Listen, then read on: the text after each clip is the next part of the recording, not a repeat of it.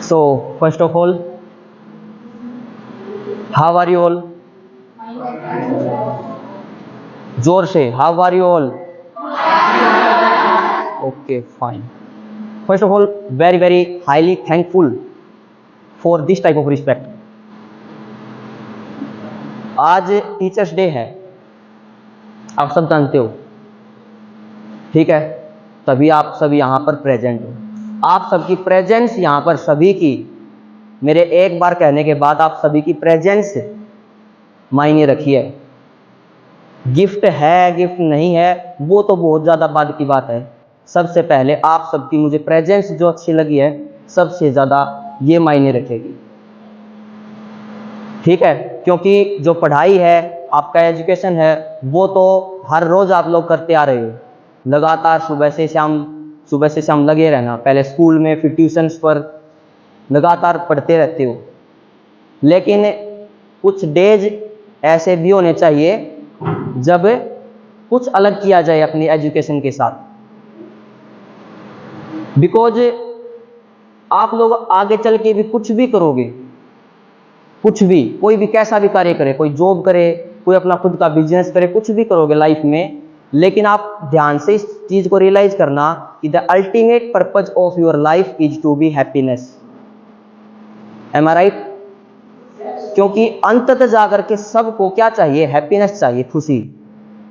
क्योंकि रियलिटी होती है, पैसा कमाना या कोई जॉब पकड़ लेना ये लास्ट सक्सेस का पॉइंट नहीं होता।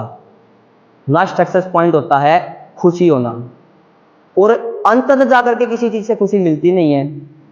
इसीलिए आपकी जो पूरी लाइफ की जर्नी है, वो लाइफ की जर्नी के अंदर ही आप लोगों को हैप्पीनेस ढूंढना होता है। अगर आप में से कोई सोच रहा हो कि मैं इतना बड़ा होकर के ये कुछ बन जाऊंगा या बन जाऊंगी, उसके बाद मुझे जॉब मिलेगी या कुछ खुद का करती हूँ या करता हूँ, इसके बाद मुझे हैप्पीनेस मिलेगी, ऐसा नहीं होता।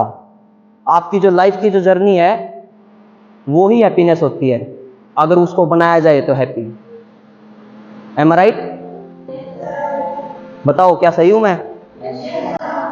तो इसीलिए बोल रहा हूं, क्योंकि सक्सेस की अगर डेफिनेशन समझे तो success is a not the destination, it is the journey of your life. Unsuccessful attempts, criticism, all factors are the part of your life. Failures, what failure? Failure होता क्या है? एक्चुअल मीन कुछ नहीं होता।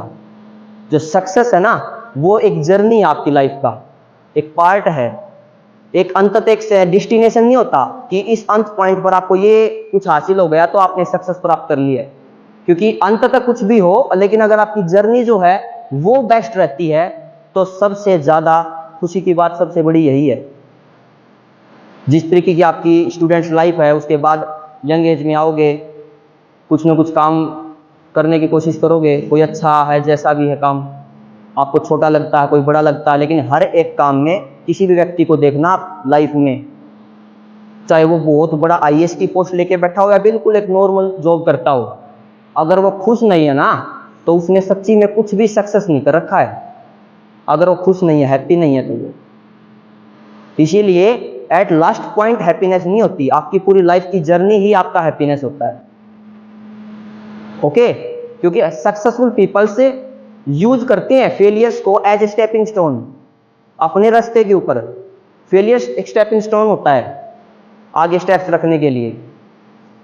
तो journey होती है पूरी की पूरी लाइफ, और टीचर्स आप लोगों के साथ में जुड़ करके लाइफ को आसान बनाने की कोशिश करते हैं, बस ताकि ढंग से एक ढंग का इंसान बनाया जा सके। क्योंकि आजकल समझो एजुकेशन के मामले में अगर आपको किसी तरीके की नॉलेज चाहिए तो वो आप कहीं से भी प्राप्त कर सकते हो। आजकल तो दुनिया भर के साधन पड़े हुए हैं, कहीं से भी।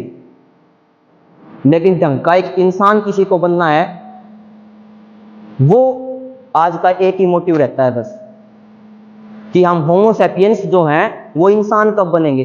और एक्चुअल मीन भी यही होता है, कभी से लगा लो, अगर ढंग का इंसान कोई है, यही होता है शिक्षा का असली महत्व, इसके अलावा कुछ नहीं है।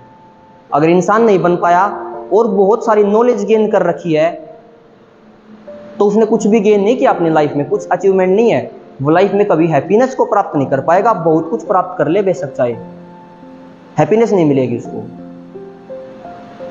और वही होता है कि हम सब का काम तो सिर्फ एक है, एक वाक्य लास्ट का, क्या कि अपना क्या है इस दुनिया में सब तो लिया उधार। अपना क्या है इस दुनिया में सब तो लिया उधार, सारा लोहा उन लोगों का अपनी केवल धार। तो सिर्फ धार हमारी है।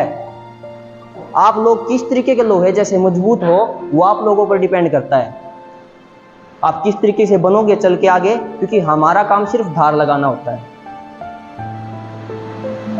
उसके बावजूद आप किस तरीके के बनोगे, अच्छे बच्चों की तरह, अच्छे इंसान, वो आप सब पर डिपेंड करता है।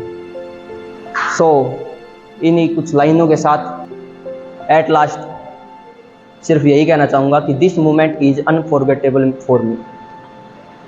So thank you for your great presence.